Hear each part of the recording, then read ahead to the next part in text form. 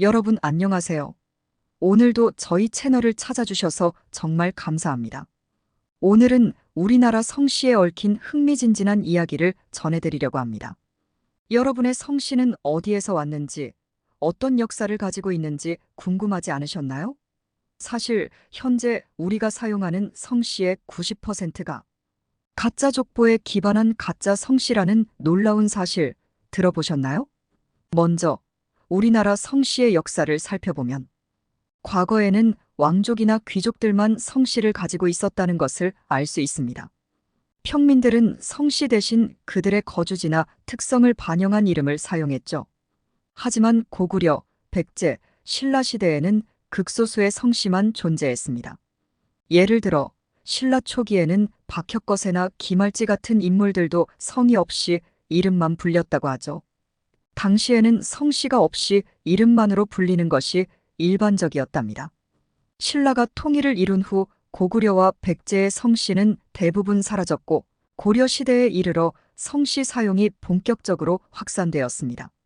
고려 시대에는 성씨가 없는 사람은 과거 시험에 응시할 수 없었기 때문에 사람들은 급하게 성씨를 만들어 사용하기 시작했습니다.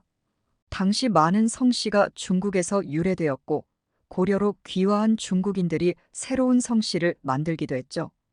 조선시대에는 왕족과 일부 사대부들만 성씨를 가졌습니다. 하지만 임진왜란과 같은 혼란기를 겪으며 성씨를 가진 사람들이 급격히 늘어났습니다.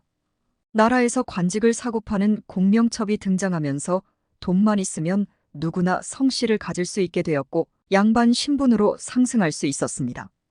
이런 배경에서 성씨를 가지는 것이 천민에서 벗어나기 위한 수단으로 사용되었습니다.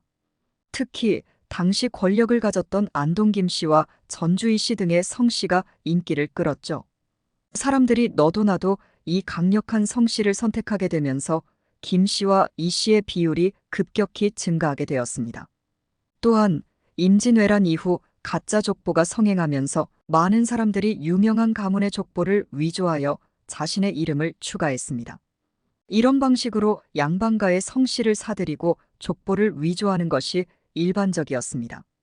이로 인해 17세기 후반에는 조선 인구의 20%가, 19세기 후반에는 70%가 성씨를 가지게 되었습니다. 일제강점기에는 일제가 민적법을 시행하면서 모든 조선인에게 성씨를 가지도록 법제화했습니다. 경찰이 각 가정을 방문하여 성씨를 물어보고 원하는 대로 성씨를 쓰게 했죠.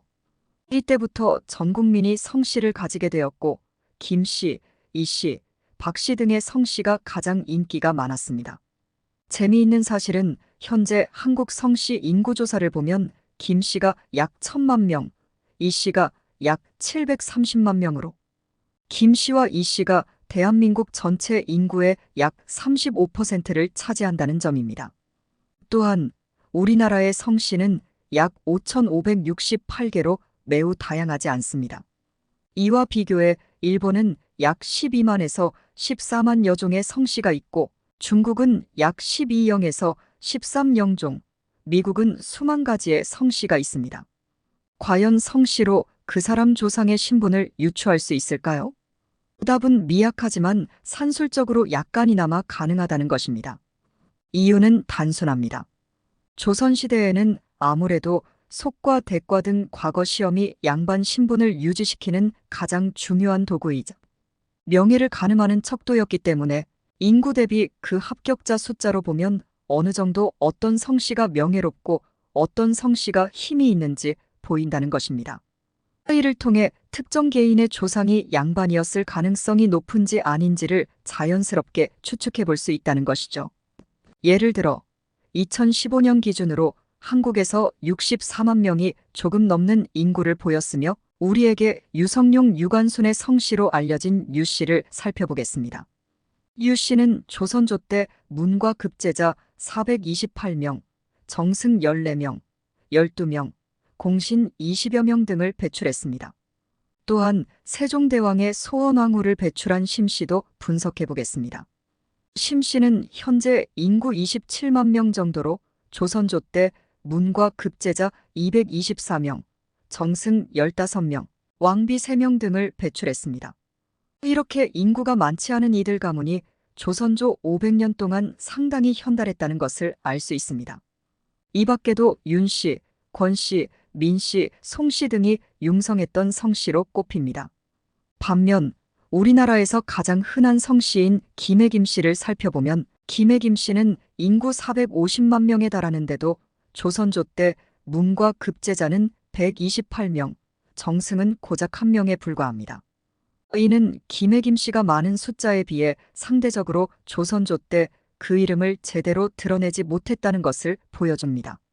그래서 현대 우리 한국의 성씨로 그 사람의 핏줄이나 조상이 양반이었는지를 가늠할 수 있냐는 질문에 미약하지만 산술적으로 약간은 가능하다는 결론이 나옵니다. 다만 조선 말에 남의 성씨를 도용하거나 가짜 족보에 편입된 경우가 많았기 때문에 무턱대고 개인의 성씨로 그 사람 조상의 신분을 정확하게 판별하는 것은 현실적으로 어렵습니다. 이 모든 것들은 어디까지나 확률의 문제일 뿐 각 개인의 가문마다 상황이 다를 것입니다. 그러나 이를 통해 성씨에 대한 새로운 시각을 가지게 되셨길 바랍니다. 이 모든 이야기를 통해 여러분의 성씨에 대한 새로운 시각을 가지게 되셨길 바랍니다. 재미있게 보셨다면 좋아요와 구독, 알림 설정 꼭 부탁드릴게요. 여러분의 생각과 의견을 댓글로 나눠주세요. 여러분의 참여가 큰 힘이 됩니다. 함께 더 많은 이야기를 나눌 수 있기를 기대합니다. 감사합니다.